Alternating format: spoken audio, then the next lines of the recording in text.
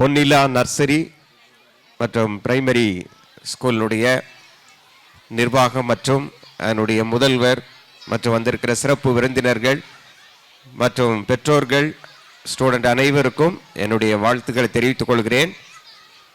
உண்மையிலேயே வாழ்க்கையிலே ஒரு முறை தான் இந்த படிப்பு வரும். இந்த படிப்பு என்பது ஒரு ஒன்வே மாதிரி, திரும்ப நாம் வர முடியாது.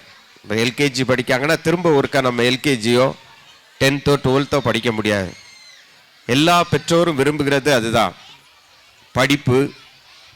அதே நேரத்தில் பழக்க வழக்கம், பாதுகாப்பு இருக்க வேண்டும் என்று எல்லா பெற்றோரும் எதிர்பார்க்கிறார்கள். என்னதான் படிப்புக்கு முக்கியத்துவம் கொடுத்தாலும் அந்த பள்ளிக்கூடத்திலே பாதுகாப்பு இருக்குமா? என்னதான் பாதுகாப்பு இருந்தாலும் ஒரு பள்ளிக்கூடத்திலே பழக்க வழக்கம் இருக்குமா? இதை எல்லா பெற்றோரும் எதிர்பார்க்கிறார்கள். அந்த மூன்றும் இந்த பொன்னிலா நர்சரி மற்றும் பிரைமரி ஸ்கூலில் கிடைக்கும் என்று நான் நிச்சயமாக நம்புகிறேன். உண்மையிலேயே இங்கு உள்ள சூழ்நிலைகள் எல்லாவற்றையும் பார்க்கும்போது நல்ல படிப்பு, நல்ல பழக்க வழக்கம், நல்ல பாதுகாப்பு கிடைக்கும் என்று நான் நினைக்கிறேன்.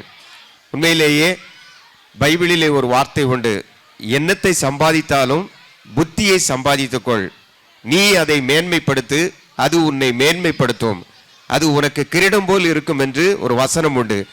இன்னைக்கு நீங்க உங்க பிள்ளைகளை எல்லாரும் பாடுபடுது எதுக்காகனா, பிள்ளைகளை எப்படியாவது நல்லா படிக்க வைக்கணும், ஒரு டாக்டர் ஆக்கணும், ஒரு இன்ஜினியர் ஆக்கணும், ஒரு கலெக்டர் ஆக்கணும்.